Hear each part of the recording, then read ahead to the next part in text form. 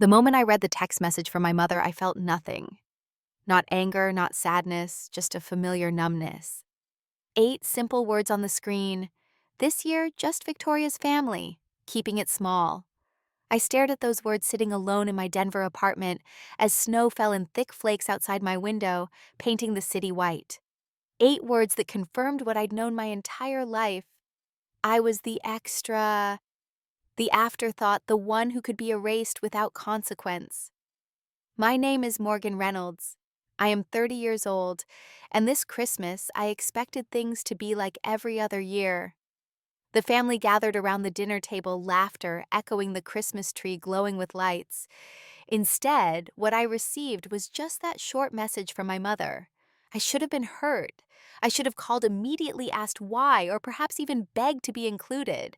But 30 years of being the invisible daughter builds a callus over your heart. So instead, I simply replied, enjoy. That's when something shifted inside me. One word sent, and with it a decision made. I looked around my modest apartment, functional but sparse. Nothing like the warm, cluttered family home I grew up in. The home where Victoria's achievements lined the walls, while mine collected dust in drawers. The apartment felt suddenly cold, but not as cold as the realization that had settled in my chest years ago. I would never be enough for them. But in that very moment, another thought ignited within me. I would not sit alone in this cold apartment anymore. I had a special place my family knew nothing about, a mountain ranch worth $5 million in Aspen, a place I had quietly built as proof that I was strong enough to create my own table. And this year, I would open its doors and invite everyone who had ever been cast aside like me. I remember clearly how even from when I was young, my life always seemed to be measured against the shining shadow of my sister Victoria. In my parents' eyes, Sarah and Michael Reynolds' Victoria was the flawless golden child. She was beautiful, graceful, outgoing, the endless source of pride they paraded in front of neighbors and relatives.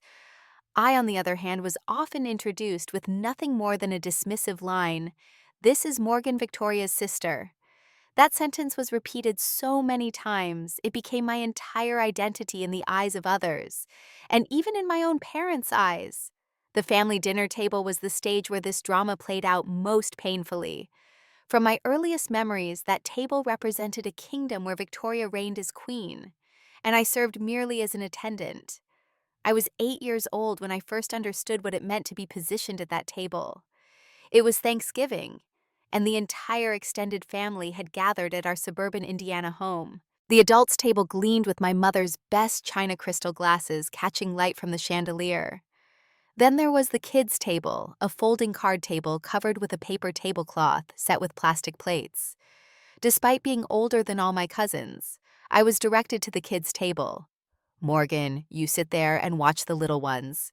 My mother set her hand firmly on my shoulder, steering me away from the main table where Victoria, only 2 years older than me, sat proudly between our parents.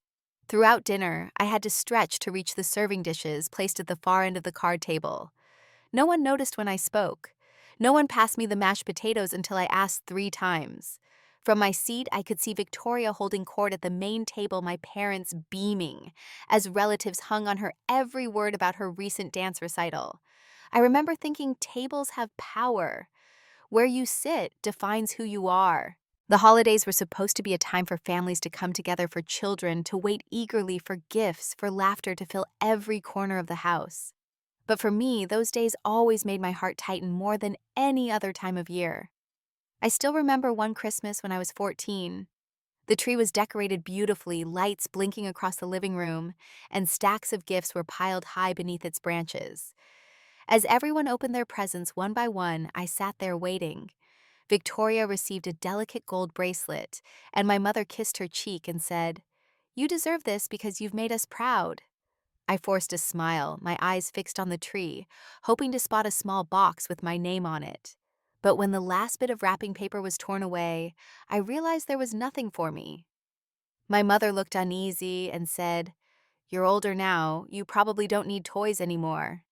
I nodded as if it didn't matter, but inside, something cracked. That night, alone in my bedroom, surrounded by the muffled sounds of Victoria showing off her new bracelet to our visiting grandparents, I made a silent promise to myself. Someday I would create a Christmas that was entirely mine, a celebration where no one would be forgotten. The favoritism wasn't just in the gifts, it seeped into every word, every glance. When Victoria was chosen as captain of the cheerleading team, the whole family threw a party to celebrate. When I won first place at the school science fair, my mother only said softly, "That's nice, but don't stay up too late anymore working on those projects." My father hardly bothered to glance at the small trophy I brought home, too busy bragging to the neighbors about Victoria. There were times when I tried to join the family conversation, eager to share that I had successfully rebuilt an old computer from scrap parts in the garage. But just seconds later, my mother shifted the topic to how Victoria was about to join the debate team. Every word I said seemed to hang in the air, abandoned with no one willing to catch it. Years later, I would learn the reason behind my parents' behavior, though understanding never fully healed the wound. My mother, Sarah, saw too much of my father in me. His technical mind, his introversion, his focus on things rather than people. She didn't know how to connect with those traits in him, and she certainly didn't know how to connect with them in me. My father, meanwhile, worried about my stubborn independence, my refusal to perform the social niceties that came so naturally to Victoria.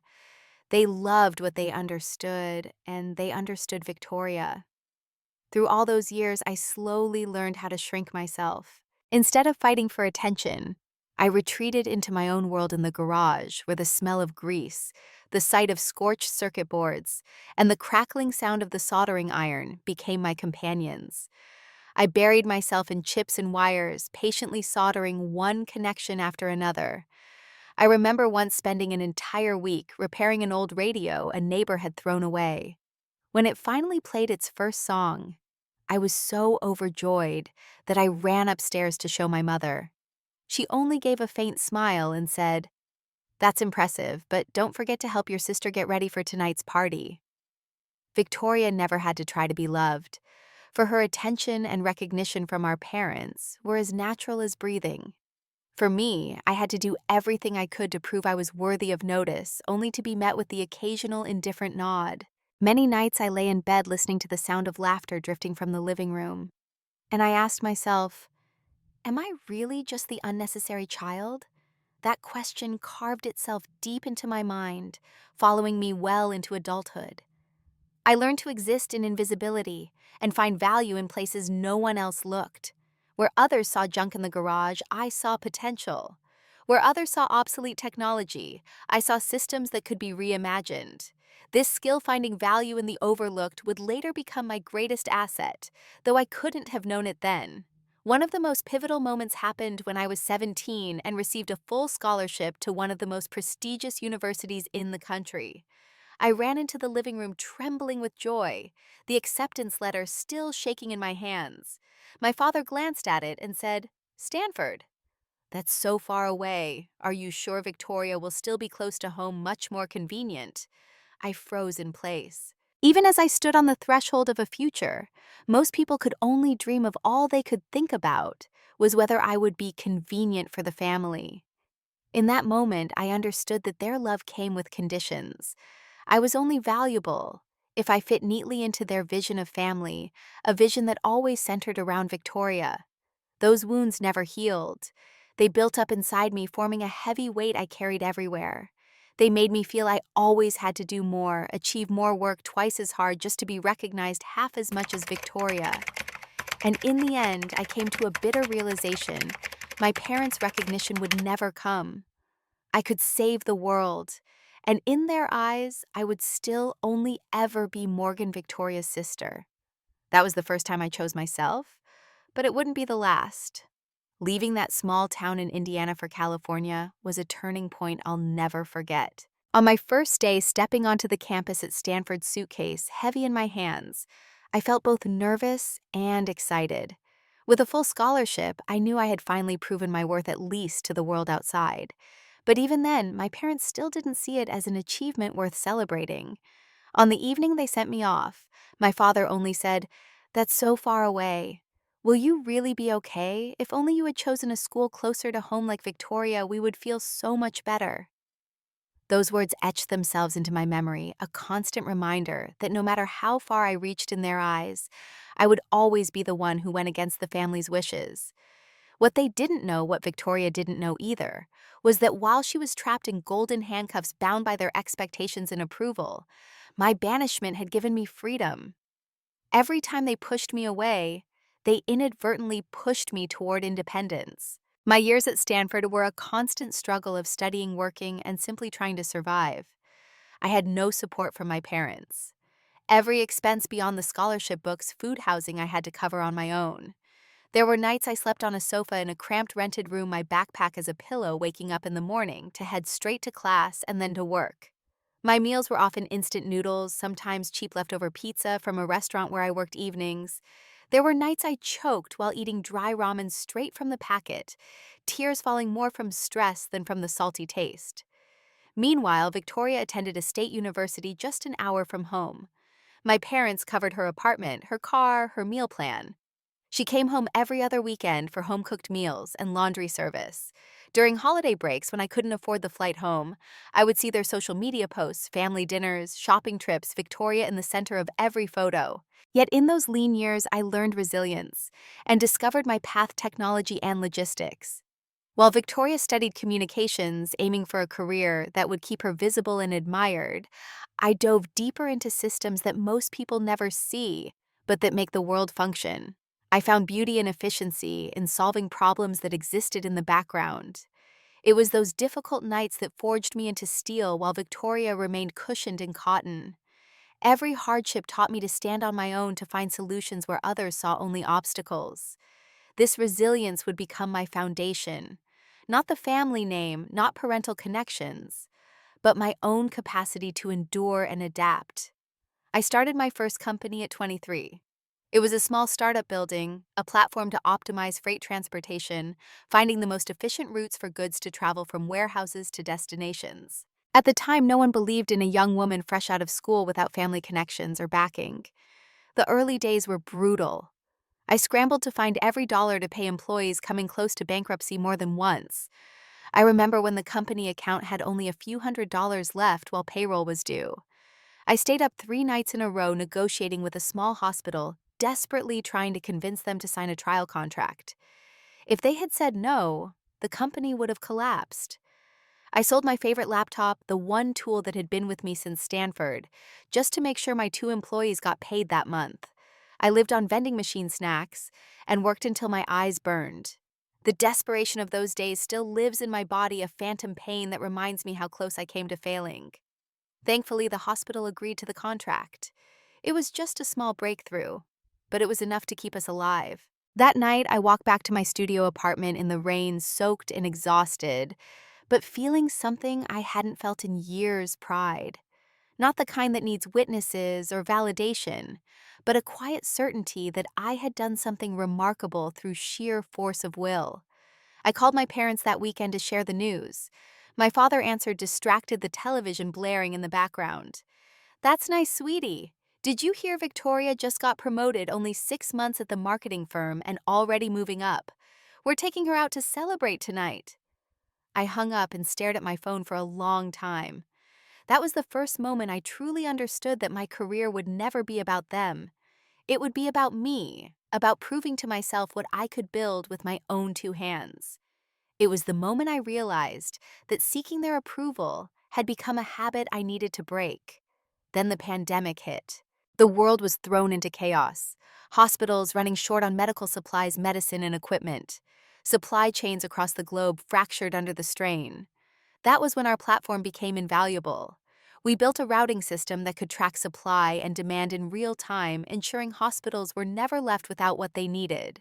A shipment of masks in Texas could be redirected instantly to New York, where doctors were desperate. A truck carrying ventilators stuck in Kansas could be rerouted with just a few clicks. My team and I worked 16-hour days, exhausted, but driven by a purpose greater than ourselves. I ate meals at my desk, slept on the office couch, sometimes going days without seeing the sun. But every time our system successfully diverted critical supplies to a hospital in need, I felt that same quiet pride grow stronger. In just 1 year, my company had expanded to serve more than 50 healthcare systems across the United States. The press began calling us the nervous system of the medical supply chain. We were featured in tech magazines, business journals, and even on national news. I stood on the Forbes 30 Under 30 stage, my hands trembling as I held the name plaque. The audience applauded. Industry leaders approached me afterward with business cards and investment offers. And all I could think with a bitter ache was whether my parents would even bother to read the article. I checked my phone that night in the hotel room, wondering if they'd seen the news, if perhaps this achievement was finally enough to make them proud. The screen showed no missed calls, no messages of congratulation.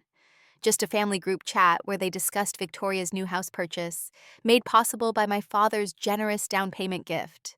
That night, I realized that even if I saved lives, revolutionized industries, or changed the world in their eyes, I would remain secondary. No achievement would ever be enough because the problem had never been about my success. It was about their inability to see me at all.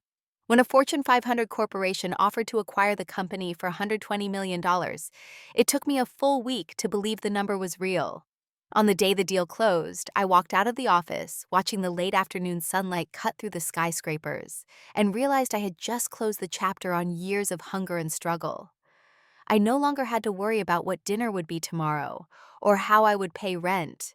I finally had freedom in my hands, not just financial freedom, but the freedom to build whatever life I wanted. And yet the most painful part was that my parents' view of me never changed. A few months later, during a family gathering, I reluctantly attended. I came home carrying an elegant gift I had bought in New York. Everyone was buzzing with excitement about Victoria, who had just been hired as a marketing director at a prestigious firm in Boston. My mother couldn't stop bragging, "Victoria is so talented. Her boss really trusts her." I sat there in silence, no one asking what I was doing. When I finally tried to mention, "I just signed a major deal," my father gave a faint laugh and said, "Well, that's technology hard to understand. Let's go back to talking about Victoria." In that moment, I felt myself slip right back into the place I had always been. The girl sitting at the edge of the table holding a small gift, quietly staring at the glow of Christmas lights, while no one really saw me. I had come so far, survived nights of eating instant noodles, days of sleeping on a sofa, and built a company worth hundreds of millions. But inside that house, none of it mattered. To them, only Victoria was worthy of pride. Only Victoria was worthy of love. After the sale of my company closed, I didn't dive into lavish shopping sprees the way people might expect. I didn't buy a sports car, I didn't throw parties in Miami, and I didn't travel the world in luxury. Instead, I chose something I had never truly had in my entire life, a home that belonged entirely to me, a place where no one could shut me out, no one could reduce me to a shadow. And so, I found myself in Aspen, Colorado. The moment I stepped into that snow-covered valley with the Rocky Mountains towering around me, I knew this was where I would build a place of my own. Something about the vastness of the mountains made me feel small, in a way that was comforting rather than diminishing. Here, everyone was small against the backdrop of nature's grandeur. Here, I could finally breathe. I purchased a 42-acre property quietly listed by a wealthy family relocating to Europe. The contract was valued at $5 million, but to me, it was more than just a number. It was a declaration. From the moment I signed the papers, I felt lighter, as if I had finally shaken off the invisible chains that had bound me in my parents' indifferent gaze. I hired a team of local architects and builders, but I was involved in every detail from the very first sketch to the final finish. This wasn't a project to flaunt wealth.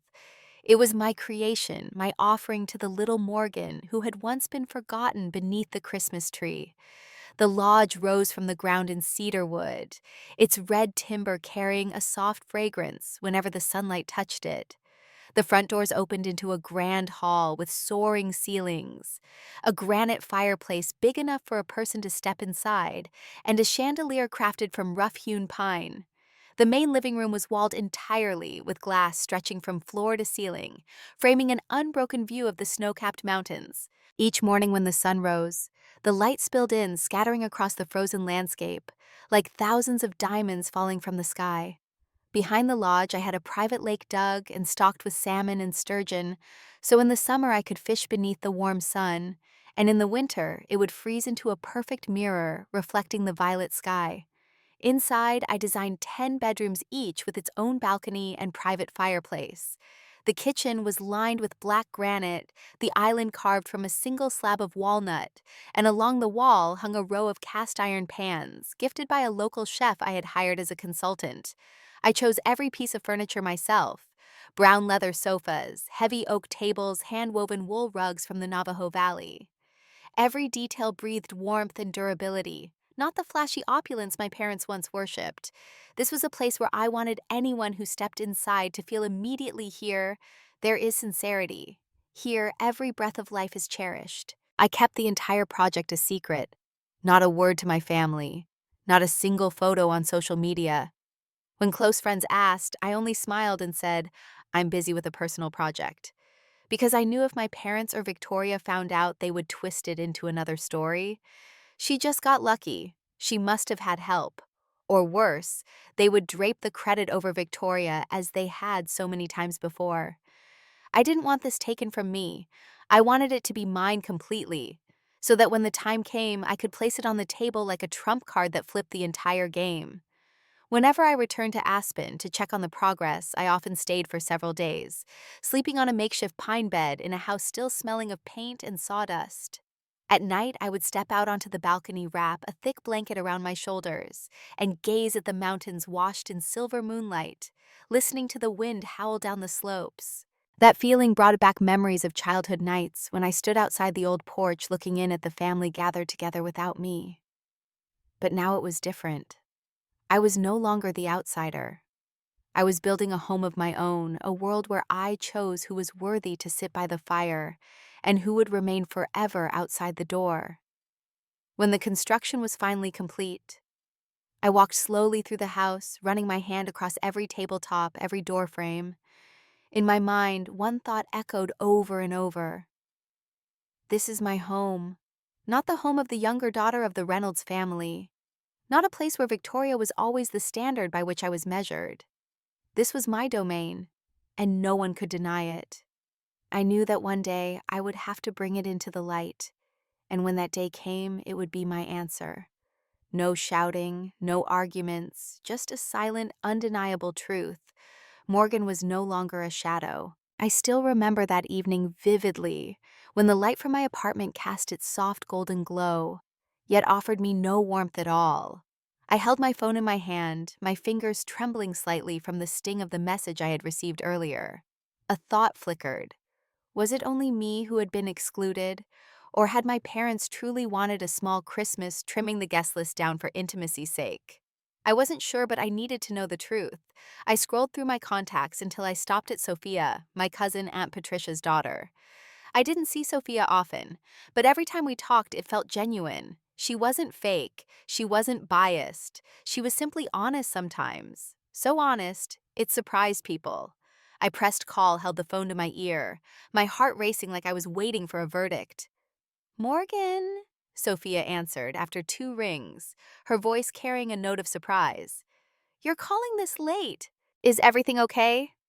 I took a deep breath and asked bluntly, "Sophia, did you get a Christmas invitation from my parents?" There was a pause on the other end, a few seconds of silence, and then Sophia let out a dry laugh, a laugh without any joy. Sarah messaged my mom saying, "This year it's immediate family only," meaning just Victoria and her family. My chest tightened. I pressed further, needing the confirmation. "So you and Aunt Patricia weren't invited either," Sophia responded quickly. "No one was, not even Grandma Eleanor. She called me today furious. She said this hasn't happened in 30 years. I sank into the chair, my hand gripping the phone tightly. So it wasn't just me.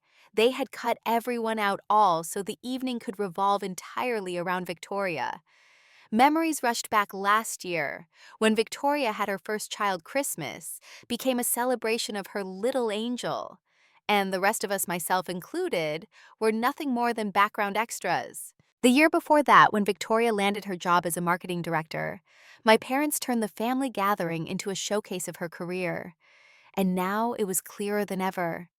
They no longer needed anyone except Victoria and the glow of her halo. When the call ended, I sat alone in the darkened room, snow falling thick outside the window. Inside me, a strange current ran through every vein. I saw it more clearly than ever. This was no longer just about me. This was the truth about how my parents had chosen to live, revolving around one perfect child, willing to cast everyone else aside. But I no longer wanted to sit in silence and endure it. I had a place, a mountain home vast and warm, ready to open its doors. I could create a different Christmas, a new table where everyone had a seat, where no one would be abandoned the way I had been. I pulled out my phone and texted Sophia. "If you and your family want come to my ranch in Aspen, I'll take care of everything." She replied almost instantly with a mix of surprise and delight. "You have a ranch? Let me tell Mom, but if you're serious, we'll come." 20 minutes later, Sophia called back, her voice bubbling with excitement. "We're in! And I think some of the other cousins will want to come too." I began making more calls one by one, reaching out to the rest of the family. My cousin Nathan in Chicago, who had stopped coming to Christmas years ago out of exhaustion, with the favoritism, burst out laughing the moment I explained, "A Christmas that doesn't revolve around Victoria and your parents, count me in." Aunt Patricia grew so emotional she could barely speak. "Morgan, do you know how long it's been since someone actually took the initiative to gather the family? Thank you." And then the final call with Grandma Eleanor left me choked up. She didn't say much, only one simple line: "Just tell me when to pack." My phone lit up constantly with messages of confirmation. What had started as a fleeting thought had now turned into reality. In less than a day, I had a list of over 15 people who agreed to come to the ranch in Aspen. Each new message felt like another brick laid into the foundation of a new kind of Christmas. I was no longer alone. No longer the one left standing outside, peering through the window at a glowing room I was excluded from. This time I was the one opening the door, inviting them in, giving them a seat at the long dining table, and together we would light up a holiday that finally felt true. Sitting quietly in my chair, I pictured it all. Strings of lights twinkling around the towering Christmas tree, laughter echoing through the cedar lodge, the fireplace crackling warmly against the snowy night. And I saw myself standing at the head of the table, not as an outsider, but as the host. For the first time in my life, I wouldn't be waiting for someone to offer me a seat. I would build the entire table myself, and only those truly worthy would have a place at it. As the pandemic swept across the nation, everything changed. Hospitals filled beyond capacity, essential workers risked their lives daily, and supply chains fractured under unprecedented pressure. While many businesses collapsed, mine became indispensable. The routing system we had built, originally designed to optimize freight transportation, suddenly became the lifeline connecting desperate hospitals with critical supplies. I remember the exact moment when I realized how vital our platform had become. It was 3 a.m., and I had been working for 20 hours straight. The office was empty, except for me, illuminated only by the blue glow of my computer screen. An emergency call came in from a hospital administrator in Queens. Their ventilator supply had dropped to dangerous levels, and patients were dying. Meanwhile, a shipment meant for them had been redirected to another facility due to miscommunication. With trembling fingers fueled by too much coffee and too little sleep, I tracked the shipment, found it still en route, and rerouted it back to Queens. The administrator called me back 4 hours later, his voice breaking as he told me they had received the ventilators just in time. 3 patients who would have died were now stabilized. I sat alone in my office as the sun rose over San Francisco, casting long shadows across my desk. For the first time in my life, I had tangible proof that my work, the work no one in my family understood, had saved actual lives. Not theoretical efficiencies or cost savings, but human beings with families who would see another day because of what I had built. The pandemic transformed what had been a promising startup into an essential service.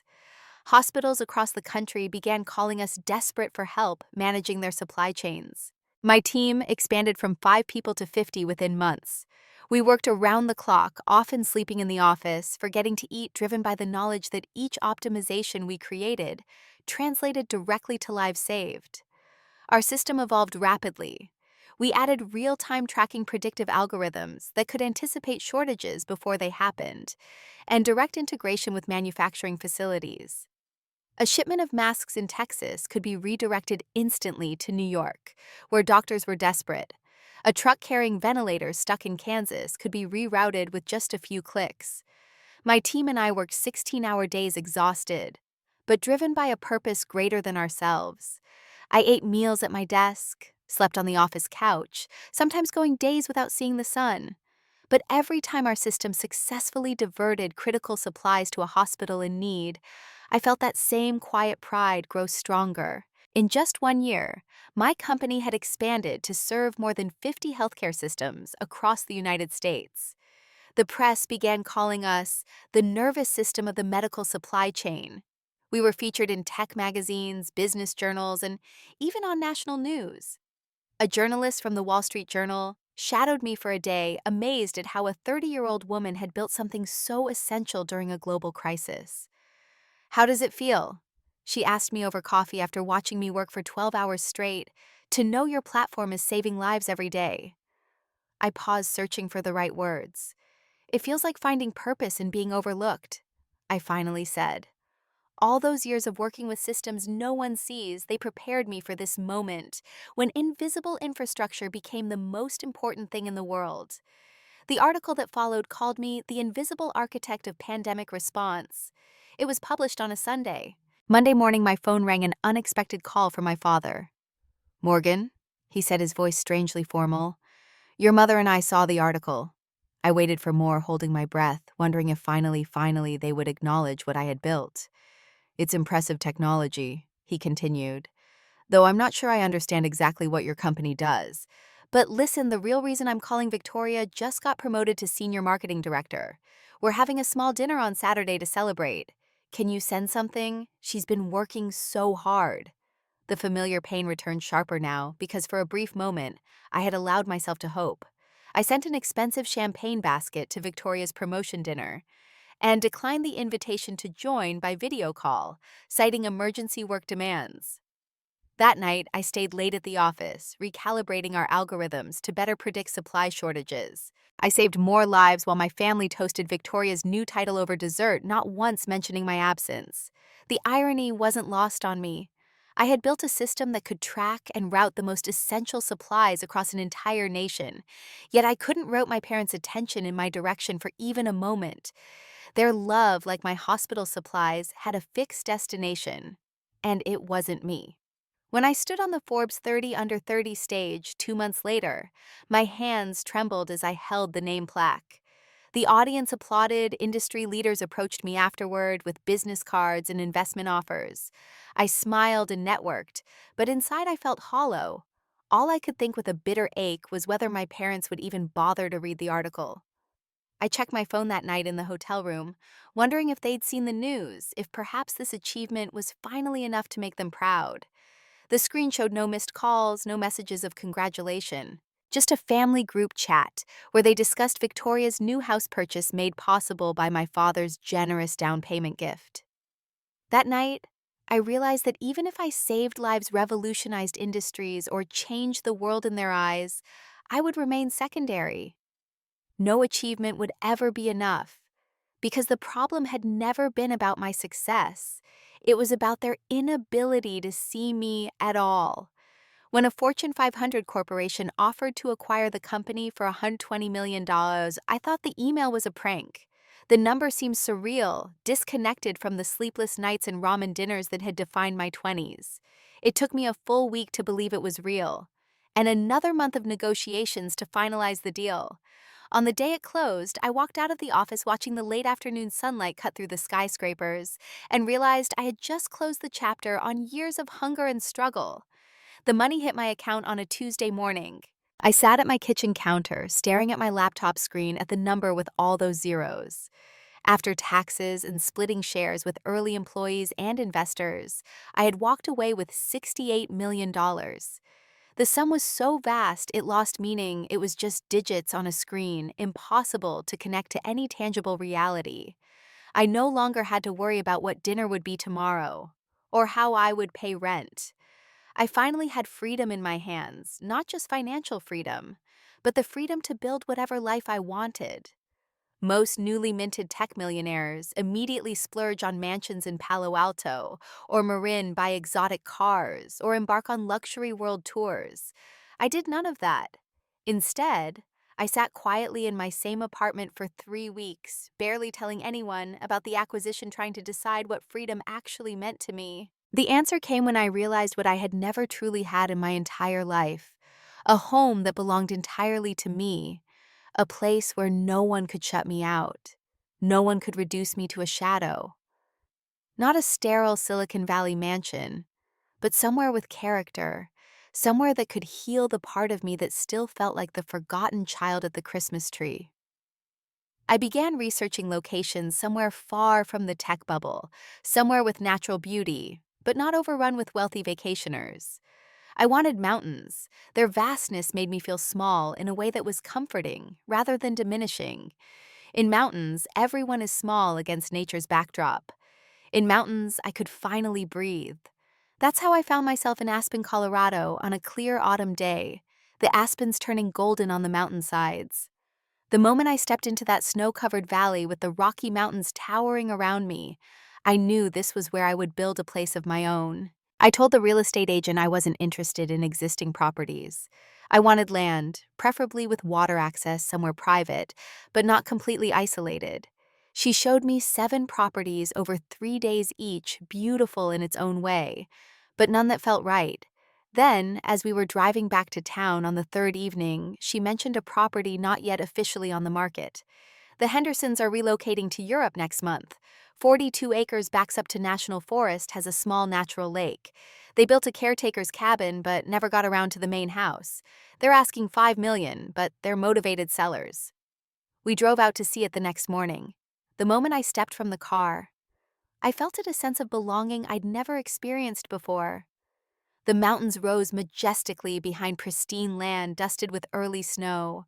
The small lake reflected the clouds above, and pine trees swayed gently in the wind.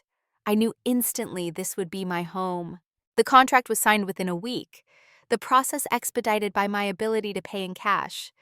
$5 million, the number that would have terrified me just months earlier, now felt like a worthwhile investment in my future, in my healing. From the moment I signed the papers, I felt lighter, as if I had finally shaken off the invisible chains that had bound me and my parents' indifferent gaze. This land was mine alone. No one had given it to me. No one could take credit for it. It represented everything I had built from nothing. I interviewed 5 architectural firms, eventually selecting a local team who specialized in sustainable mountain homes and understood my vision immediately. I didn't want a typical Aspen mansion all glass and steel and showiness. I wanted something that felt organic to the landscape, built from materials that would age beautifully, designed to last for generations. The lead architect, Elena, spent 3 days just walking the property, with me observing how the sun moved across the land where the wind came from, which views were most striking. She sketched as we walked, her pencil capturing the essence of what I described: a place that felt both sheltering and open to nature, intimate, yet capable of hosting many people. "You keep talking about the dining table," she noted on our third day. "It seems central to your vision." I hadn't realized how often I'd mentioned it, but she was right. In my mind, the heart of this home was a massive dining table where everyone would have equal footing, equal visibility, equal voice. No kids' table, no hierarchy. Just a circle of faces illuminated by the same light. "Tables have power," I told her. "Where you sit defines who you are." Elena nodded slowly, understanding flowing between us. "Then we'll design the entire house around that table." The plans took shape over the next month. The lodge would rise from the ground in cedarwood, its red timber carrying a soft fragrance whenever the sunlight touched it. The front doors would open into a grand hall with soaring ceilings, a granite fireplace big enough for a person to step inside, and a chandelier crafted from rough-hewn pine. The main living room would be walled entirely with glass, stretching from floor to ceiling, framing an unbroken view of the snow-capped mountains. Each morning when the sun rose, the light would spill in, scattering across the space like thousands of diamonds.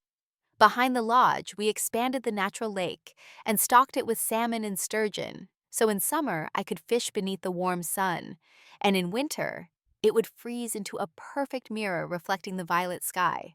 Inside, I designed 10 bedrooms each with its own balcony and private fireplace. The kitchen would be lined with black granite, the island carved from a single slab of walnut, and along the wall would hang cast iron pans gifted by a local chef I had hired as a consultant. But the centerpiece, the heart of the home, would be the dining room. A circular space with windows on all sides, dominated by a massive table crafted from a single ancient oak tree that had fallen naturally in a forest 300 miles away. The table would seat 20 comfortably with no head, no foot, just a perfect circle where every seat held equal importance. Construction began in spring, and I visited every 2 weeks to check progress. I was involved in every detail from the very first sketch to the final finish. This wasn't a project to flaunt wealth. It was my creation, my offering to the little Morgan, who had once been forgotten beneath the Christmas tree. I kept the entire project a secret. Not a word to my family, not a single photo on social media. When close friends asked, I only smiled and said, "I'm busy with a personal project." Because I knew if my parents or Victoria found out, they would twist it into another story. She just got lucky. She must have had help. Or worse, they would drape the credit over Victoria as they had so many times before. I didn't want this taken from me. I wanted it to be mine completely, so that when the time came, I could place it on the table like a trump card that flipped the entire game. Whenever I returned to Aspen to check on the progress, I often stayed for several days, sleeping on a makeshift pine bed in the caretaker's cabin. At night, I would step out onto the porch, wrap a thick blanket around my shoulders, and gaze at the mountains washed in silver moonlight, listening to the wind howl down the slopes. That feeling brought back memories of childhood nights, when I stood outside the old porch looking in at the family gathered together without me. But now it was different. I was no longer the outsider. I was building a home of my own, a world where I chose who was worthy to sit by the fire and who would remain forever outside the door. During one of these visits in late autumn, as the project neared completion, I found myself sitting with Elena on the newly finished main deck, watching the sunset paint the mountains gold and crimson. Construction workers had left for the day, and the site was quiet, except for the gentle rustle of aspens in the evening breeze. "You know," Elena said quietly, "in all my years of designing homes, I've never seen someone so intentional about creating space for others. Most clients focus on master suites and private areas. You've poured the most attention into communal spaces." I considered her observation, watching the light fade from the peaks. When you've spent your life trying to find your place at someone else's table, you become very deliberate about how you build your own. We sat in comfortable silence as darkness fell, stars appearing one by one in the deep blue sky. For the first time in my life, I felt a profound sense of peace, not the restless ambition that had driven me through my 20s, but something quieter and more enduring. I was creating not just a structure of wood and stone, but a physical manifestation of the home I'd never had.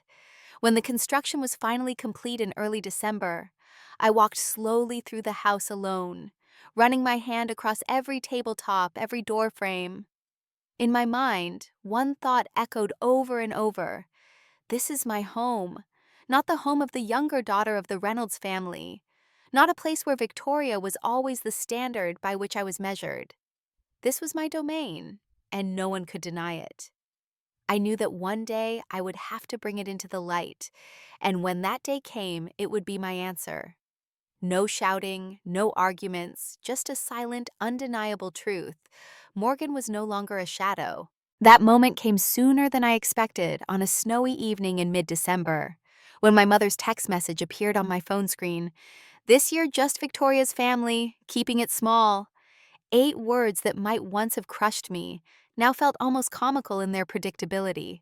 I sat in my Denver apartment where I still kept a small place for business trips and felt something shift inside me. Not pain, not even anger, but a calm certainty that the time had come to reveal what I had built. But first, I needed to know, was it only me who had been excluded? Or had my parents truly wanted a small Christmas? I scrolled through my contacts until I found Sophia, my cousin, and Aunt Patricia's daughter.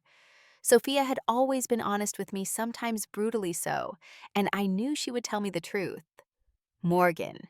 Sophia answered, surprise evident in her voice. You're calling this late. Is everything okay? I asked her directly if she had received an invitation to Christmas at my parents' home. The pause before her dry, humorless laugh told me everything. Sarah messaged my mom saying, this year it's immediate family only, meaning just Victoria and her family. Sophia confirmed. No one was invited, not even Grandma Eleanor. She called me today furious. She said, this hasn't happened in 30 years. As we spoke further, a pattern emerged that I had suspected, but never fully confronted. Year after year, my parents had been gradually centering the holidays more exclusively around Victoria. Last year, when she had her first child, Christmas became a celebration of her little angel, with everyone else serving merely as an audience. The year before, when she landed her director position, the family gathering became a showcase for her career achievements. This year, they had simply taken it to its logical conclusion, cutting out everyone who wasn't necessary for Victoria's spotlight to shine, including me, including everyone. When I hung up the phone, I sat alone in my darkened apartment, snow falling thick outside the window. A strange clarity washed over me. This was no longer just about me and my childhood wounds. This was about a pattern that affected our entire family, a system my parents had created, where only one person truly mattered. I had built something different. I had created a home where the table was circular, where every seat held equal importance, and suddenly I knew exactly what I needed to do. I texted Sophia, if you and your family want come to my ranch in Aspen for Christmas, I'll take care of everything. Her response came almost instantly. You have a ranch. Let me tell Mom, but if you're serious, we'll come. 20 minutes later, she called back, excitement bubbling in her voice. We're in, and I think some of the other cousins will want to come too. What began as impulse quickly transformed into purpose. I started reaching out to other family members, people who, like me, had been gradually pushed to the margins of family gatherings. My cousin Nathan in Chicago, who had stopped attending family Christmases years ago, laughed when I explained my plan. A Christmas that doesn't revolve around Victoria and your parents count me in. Aunt Patricia grew emotional when I called, her voice softening. Morgan, do you know how long it's been since someone actually took the initiative to gather the family thank you? But it was my call with Grandma Eleanor that affected me most deeply. She had always been kind to me, but distance and my parents' gatekeeping had limited our relationship. When I told her about my home in Aspen and invited her for Christmas, she went quiet for a moment. Just tell me when to pack. She finally said, her voice steady but warm. In those 5 words, I heard decades of similar experiences, of being overlooked, of watching the family she had built fragment under the weight of favoritism. Within 24 hours, my invitation list had grown to 15 people, cousins, aunts, uncles, and friends of the family, who had gradually been excluded from the inner circle. With each confirmation, I felt a growing sense of purpose and excitement. For the first time, I was creating the kind of Christmas I had always wanted, one where everyone mattered. As the guest list grew, I realized I couldn't approach this casually. This wasn't just a gathering. It was an opportunity to heal wounds that had festered for years. It needed to be perfect, not in the showy, superficial way my parents preferred, but in the thoughtful attention to each person's comfort and joy. I began planning as meticulously as I had once planned supply chain optimizations. I called Margaret, a local chef in Aspen, known for her traditional cooking, to handle the food. I want a true Christmas feast, I told her. Roasted turkey with fresh herbs, creamy mashed potatoes, tangy cranberry sauce, golden crusted apple pie, and thick frothy eggnog served in warm ceramic mugs. When Margaret arrived at the lodge to discuss details, she stood in the kitchen, her weathered hands tracing the edge of the Walnut Island, tears welling in her eyes. "I've never seen a kitchen that makes me want to light the stove immediately like this," she said, "and I knew I had found the right person to create our Christmas meal." I decorated the lodge myself, placing a 12-foot tree in the center of the grand hall, its branches so full we had to use a ladder to hang all the ornaments. I chose golden glass baubles intertwined with bright red ribbons, and at the very top a silver star that gleamed like ice under the lights. Out on the balcony, I strung hundreds of small golden bulbs so that when night fell, the entire lodge glowed like a giant gift box nestled in the snowy forest. I hired local artisans to craft fresh wreaths for the doorframes woven from pine branches, red berries, and strips of rustic linen. Each time you stepped inside, the scent of resin mingled with cinnamon and dried orange, filling the space with the unmistakable spirit of Christmas. I didn't want anyone to feel like a temporary guest, so I prepared each bedroom as if it were their own home.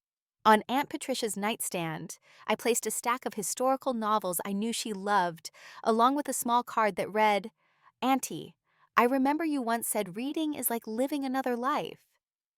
For Sophia's two children, I set out a Snowy City Lego set wrapped in silver blue paper, with their names written on the tags.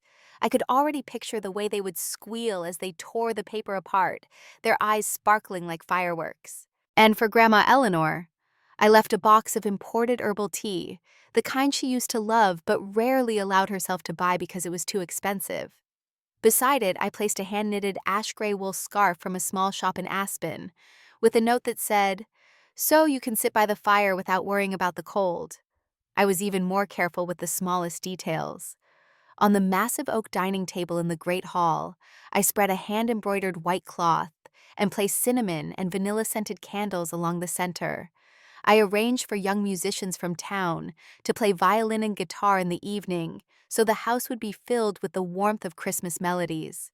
Outside on the terrace, I had a fire pit prepared, stacking dry logs high, so anyone could sit by the flames, sip mulled wine, and watch the snowfall. In the small library, I set up a puzzle table for both kids and adults to gather around and build together, instead of staring at their phones. I wanted everyone who came here to feel only one thing: that they were valued, remembered, and truly seen. I didn't forget the entertainment room either. Plush velvet sofas in deep green, a wide projection screen, and a projector ready to play classic Christmas films like It's a Wonderful Life and Home Alone. I pictured the children huddled together under thick blankets, giggling uncontrollably whenever the main characters stumbled into mischief. I had bowls of buttered popcorn and marshmallows waiting so that laughter would echo through the entire lodge. As I looked around, I realized every detail carried a piece of my heart. I wasn't doing this to prove anything to my parents or to Victoria. I was doing it because I knew too well the sting of being forgotten, of being dismissed. I didn't want anyone in my family to carry wounds like mine. I wanted every person who walked into this place to feel that this time, they truly belonged at the table. And most importantly, I wanted to sit down myself to look around and see faces glowing in the firelight, knowing I had created something different. Not a shadow of the family gatherings I had endured, but something new and real and warm. The night before everyone arrived, I stood alone in the great hall. The towering tree shimmered with lights, golden reflections dancing across the cedar walls, and the fireplace burned bright. I sank into the armchair by the window, staring out at the snow falling thick over the lake. My heart beat fast, a blend of nerves and peace. For the first time in my life, I didn't feel like the outsider anymore. I was the one writing the script, and in the morning when the doors opened, I would witness my Christmas begin.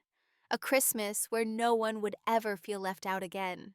By early morning, snow had blanketed the steps and railings, the flakes dusting the polished cedar like grains of salt. In the kitchen, Margaret and her two assistants were already bustling in aprons, filling the air with the rich scent of butter, cinnamon, and thyme. Tom, the property manager I'd hired for the occasion, made his final rounds with a walkie-talkie clipped to his belt, checking the heating system, reminding staff to stack extra baskets of wood near the fireplaces, and refill the bin on the porch. I hung 2 more red ribbons at the top of the 12-foot tree in the Great Hall, straightened the silver star, then stepped back to take it all in. Every detail was in its place. Fresh wreaths heavy with berries draped over the door frames, strings of golden lights waiting to flicker on at dusk. The long dining table draped with embroidered linen lined with candles, crystal glasses, and folded napkins. The library stacked with a new puzzle for the children. The projection room preloaded with Christmas films. And on the side table by the fireplace, a neat stack of handwritten cards thanking each person simply for showing up. The first SUV rumbled up the slope into the driveway, its tires crunching over the fine layer of snow.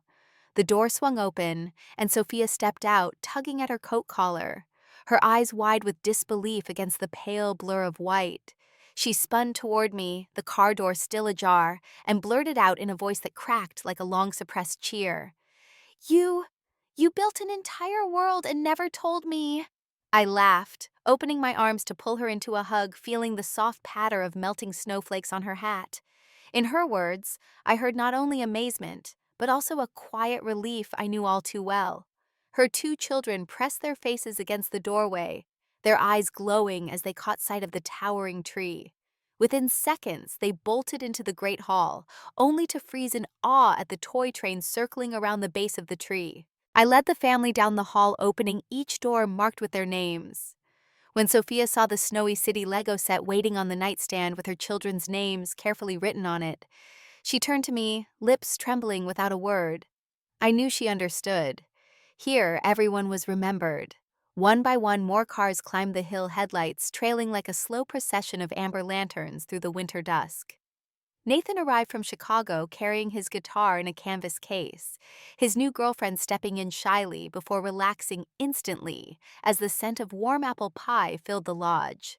Uncle Thomas embraced me with the kind of hug that needed no words, the hug of a man who didn't speak much all year, but would always haul a heavy stack of firewood without hesitation. Aunt Patricia, catching the cedar's fragrance, whispered that it smelled like the home of her childhood, then quickly wiped her eyes when she spotted the bundle of historical novels tied neatly with twine on her table, a gift that seemed to have waited just for her. I moved through the familiar faces, handing out scarves, taking coats, laughing, guiding each person to their room. The house filled with the sounds of life, Margaret's voice calling out from the kitchen as her spoon clinked against the pot. Time to test the cranberry sauce. And somewhere down the hall, Tom's quiet reminder, watch the steps, the snow's settling again. Before dinner, the children had already claimed the library, tearing open the snowy forest puzzle and scattering pieces across the table. Out on the porch, Nathan unzipped his guitar case, tuning the strings, until the first warm notes spilled out glowing like fire in the cold air. Inside, Sophia and I replaced the candles in the bronze holders and checked each place card on the table. There was no kids' table. I had made a point of arranging only one long table wide enough for everyone to sit side by side. No one shoved to the edges. No one forced to turn a chair just to face someone's back. I placed Grandma Eleanor near me in the middle so she wouldn't catch a draft. Set Aunt Patricia beside Sophia so they could talk easily, and left 2 wide spaces across from the fireplace for anyone carrying little ones. The young musicians from town arrived quietly, setting their instrument cases in the corner, and asked permission to try a soft carol. The violin's notes floated like a ribbon through the air, and even the candle flames seemed to sway more gently. When the moment came, Margaret carried in the turkey, golden skin glistening, brushed with melted herb butter pooling at the edges. The aroma rolled across the room in a warm wave, and everyone instinctively leaned forward to breathe it in. I laid the carving knife beside it, then handed it to Uncle Thomas, because the way his hand steadied on the handle always made the whole table feel at ease. Mashed potatoes were passed from hand to hand. Cranberry sauce gleamed dark red like wine. Roasted Brussels sprouts hissed faintly as the platter was set down, and garlic bread steamed like an open invitation to take more. I poured wine for each person, touching glasses lightly at every seat. No speeches, no grand announcements, only 4 words, "Thank you for coming," and the table began to live on its own stories, weaving back and forth bursts of laughter, catching and spreading like fire hands reaching across to rest on someone else's arm as old memories resurfaced.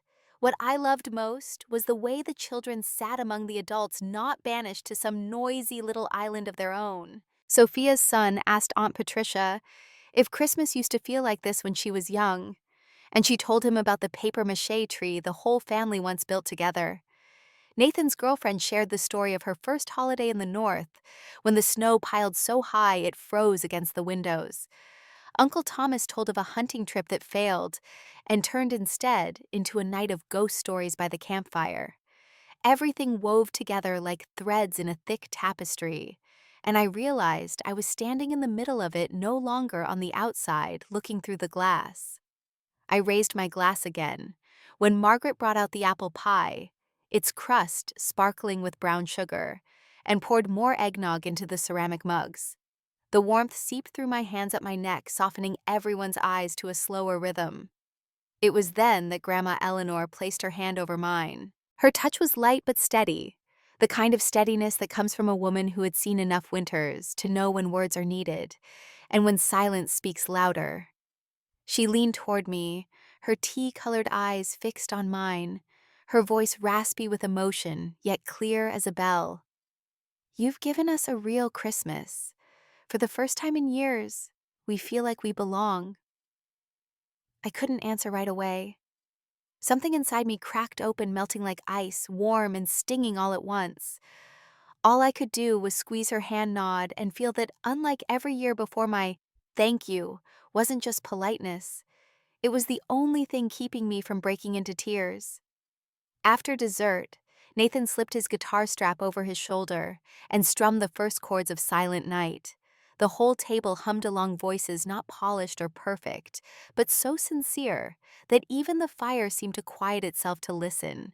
When the song ended, the children clapped wildly before dashing to the window, pressing their noses to the glass, pointing out which snowflake looked prettier.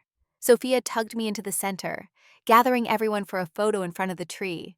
Tom held the camera steady, framing it so the chandelier and fireplace glowed behind us. And in that picture, I saw something I had never seen before. My own face, not tense, not defensive, not forcing a smile to fit into someone else's portrait, but smiling naturally, like someone finally at home. Someone sent the photo to the family group chat, along with snapshots of the kids hugging their Lego sets, Grandma Eleanor sipping her herbal tea, and Uncle Thomas raising a glass on the porch.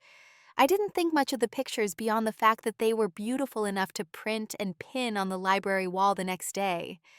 Night fell quickly in Aspen.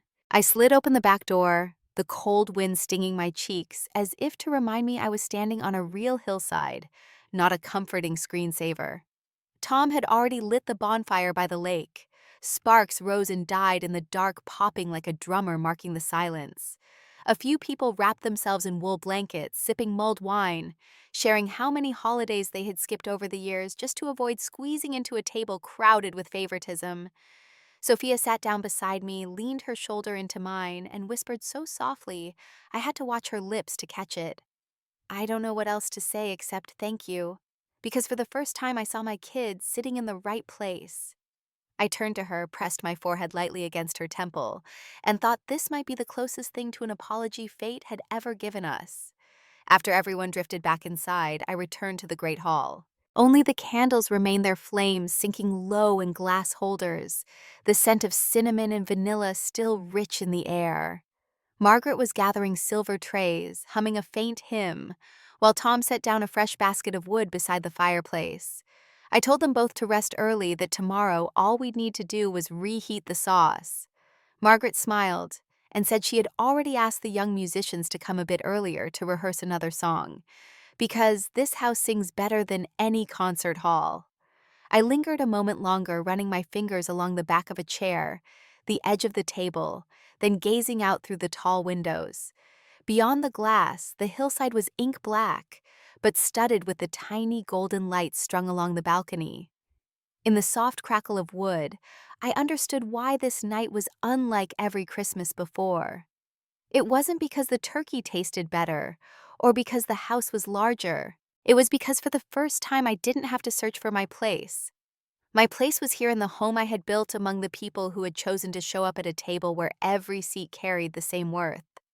And as I closed the hearth door to bank the fire, I felt my heartbeat slow into a rhythm of someone who had finally returned home after a very long journey. The next morning, pale light spilled through the tall glass panels, laying a silver sheen across the thick carpet of the living room. I woke in silence, a silence so peaceful, it felt like a gift, but it lasted only a few minutes. My phone buzzed on the nightstand, vibrating over and over the screen, flashing without pause. 6 missed calls from my mother, 4 from my father, followed by a flood of messages. Then a new notification lit up from Victoria. I hadn't opened it yet, but the preview line alone was enough to make my chest sink. "Really cheap move, Morgan. Enjoy your little show." I drew a deep breath, picked up the phone, and walked down to the Great Hall. Grandma Eleanor was already there, sitting by the fireplace with a cup of herbal tea in her hand, her gaze distant yet peaceful. When she saw me, she smiled. "You're awake. Last night it was beautiful, Morgan. The whole family needed that."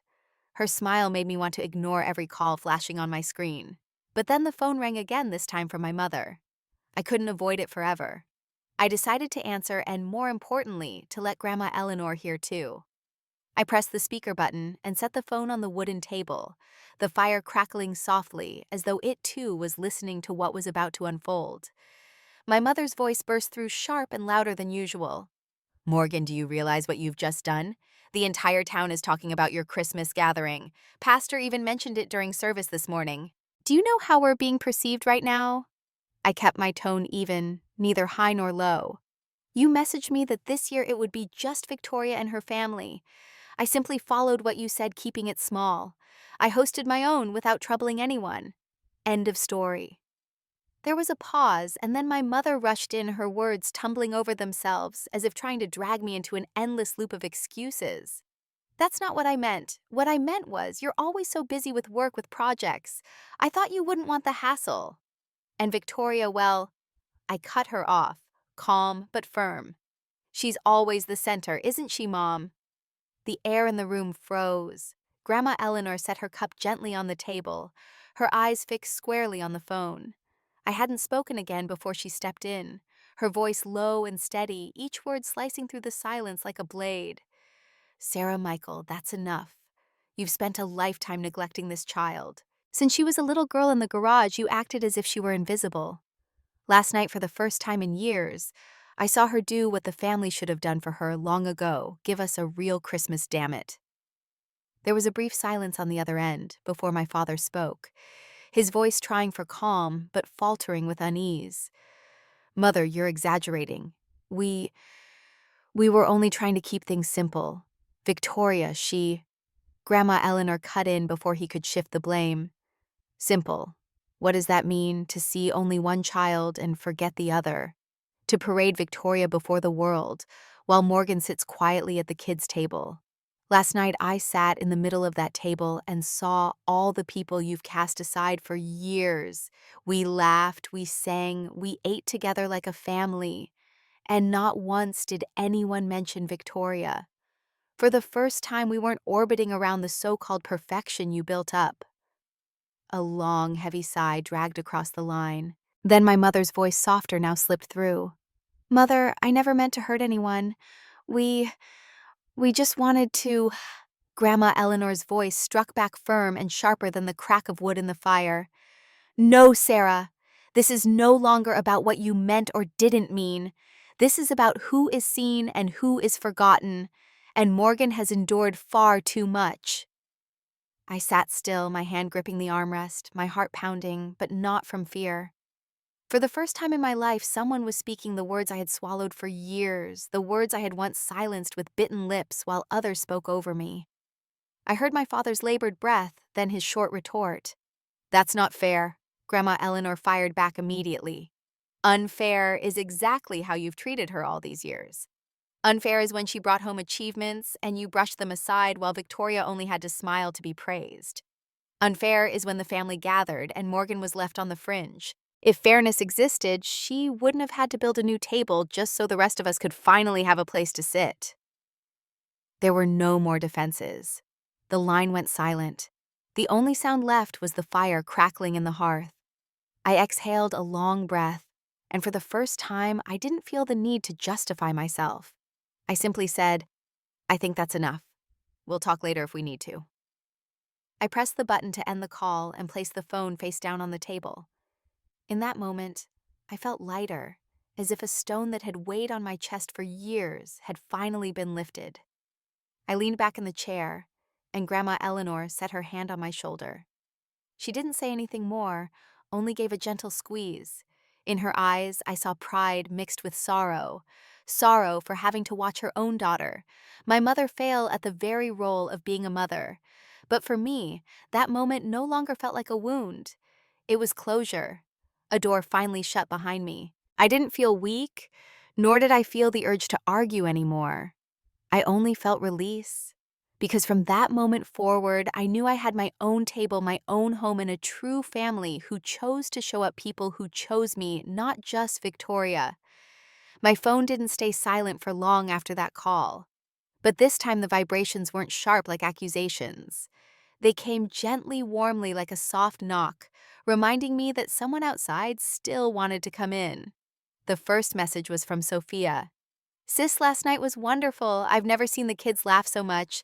Next year at the ranch again, I'll bring gingerbread cookies.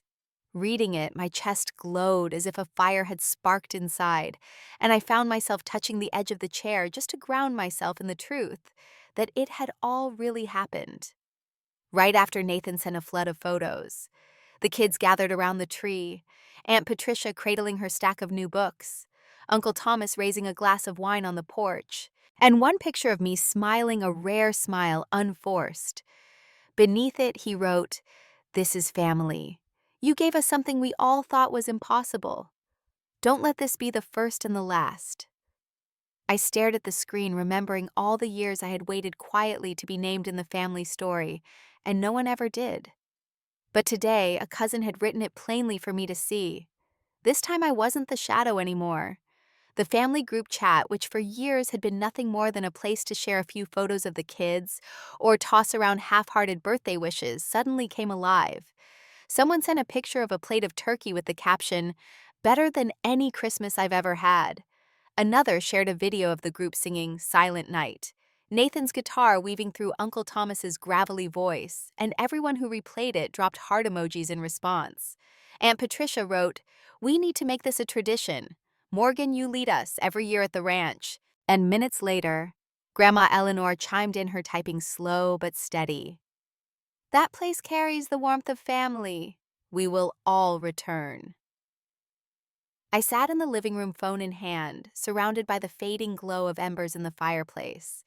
Never had I felt so clearly seen. Not because the ranch was grand, not because the food was elaborate, but because everyone genuinely acknowledged me as the one who had created the space for all of us. The focus no longer revolved around Victoria. No one was asking what the golden daughter had done, worn, or said. The story had shifted like a river carving a new course. Now the conversation was about next year, about us, with the name Morgan right at the center. Sophia sent another message. "Kayla and I are thinking of renting a bigger car next year to bring the in-laws. They'll love the ranch." Nathan added, "I'll bring a small band from Chicago. We'll play live." Another cousin chimed in, "I'll handle the desserts. Morgan doesn't need to do everything." The messages poured in, but this time they didn't feel suffocating. I smiled to myself, scrolling line after line, drinking them in like water after years of thirst. That evening, as I was stirring a cup of hot cocoa, Grandma Eleanor came to sit beside me. She stayed silent for a while, her eyes fixed on the fire, as if reading memories in the glowing embers. Then she spoke softly. "Do you see it, Morgan? You've changed everything. Before, family gatherings always revolved around your parents and Victoria. Everyone else only showed up out of obligation. But this time, everyone felt they had a place. That is what family truly means." I nodded, my eyes burning. For years, I had asked myself whether I had the strength to change my role, or whether I was destined to remain on the outside forever. Now, the answer was clear. I could create a new table, one where everyone truly belonged. In the days that followed, the family group chat stayed alive with energy. Someone posted photos of snow on the drive home. Another shared that the kids hadn't stopped singing the carols from that night. One cousin even joked, "If Victoria finds out, she'll lose her mind." Strangely enough, no one mentioned my parents. No one asked why they hadn't been there. They had removed themselves from the story, and everyone else no longer felt the need to bring them up. That was the real shift. The focus was no longer on who hadn't come, but on the ones who had shown up. I felt myself grow lighter as I realized that sometimes family isn't the people who boast about one child while ignoring the other. True family is made of those who choose to come, choose to sit down, choose to hold your hand and say, "We needed this." In the quiet evenings, I wrote down everything that had happened to carve it deeper into memory. The glow of faces around the table, the laughter that needed no mask, the imperfect but heartfelt music. It all played in my mind like a film I would carry with me for the rest of my life. On the final night before everyone left, I stood on the porch watching the snow fall. Sophia came up beside me and whispered, "Do you realize it? This year we didn't follow them. We followed you." I turned to her, her eyes shining with the reflection of the golden balcony lights. I didn't answer right away. I just wrapped my arm around her shoulders. Inside me, a truth rang clear. I had stopped chasing a seat at someone else's table. I had built my own, and everyone had chosen to sit with me. A week after the whole extended family had left the ranch, the silence of the Aspen Mountains returned. Snow kept falling, covering the trails and steps in a steady white blanket. But inside the lodge, it was only me and a few staff tidying up. That quiet, instead of making me feel lonely, felt like the mountains themselves exhaling, giving me space to sit and truly think about what came next. Even though I had found a kind of release, one question lingered in my mind. Would my parents and Victoria ever truly understand? Or was I destined to let this distance remain permanent? After many nights of turning it over, I sent a message so brief and simple I almost surprised myself. "If you want, you and Victoria can come to the ranch for dinner. Just immediate family, no one else." I had no expectations. I only wanted to see if, for the first time given the chance to sit at my table, they might actually hear, really hear the things I had never said aloud. They arrived on a late winter afternoon when the sky was cast in lead and gray, and the wind whipped hard across the ridges. I stood on the front porch wrapped in a thick sweater, watching their familiar SUV crawl up the hill. My father stepped out first, his face stern but his eyes flickering with uncertainty. My mother followed, pulling her scarf tight, avoiding direct eye contact. Victoria got out last, her leather boots sinking deep into the snow lips pressed tightly together. I invited them in, took their coats, and led them to the dining room I had prepared. Dinner was far simpler than the week before. Roast beef, mashed potatoes, red wine, and fresh bread still warm from the oven. No music, no twinkling lights, only the soft glow of candles on the wooden table. We sat down, the silence stretching thin across the table. My father cleared his throat. "The house, it's beautiful." My mother added softly, "Different from what I imagined." Victoria said nothing, her eyes wandering around the room, occasionally flicking toward me before dropping back down. I poured the wine, slid their glasses across, then rested my hand on the table and drew a long breath. "I didn't invite you here tonight to show off and not to accuse. I just want to say the things I was never allowed to say." No one objected. The air was thick, but I knew I had to continue. I spoke of the Christmases when I was forgotten, the times my achievements were left hanging in the middle of family conversations, the feeling of being made to sit at the kids' table even when I already knew who I wanted to become. I told them about the years at Stanford, eating instant noodles, sleeping on sofas, while still receiving messages from home praising only Victoria, making her parents so proud. I recalled the moment my company was sold for $120 million, and how my father only gave a faint smile and said, "Technology is too complicated. Let's talk about Victoria instead." Each word I spoke felt like removing another stone that had weighed on my chest for years. My father bowed his head, fingers rolling the rim of his glass. My mother looked at me, her eyes glistening, though no tears fell. Victoria stayed silent, her hands clenched tightly in her lap. When I finally stopped, the dining room fell into stillness.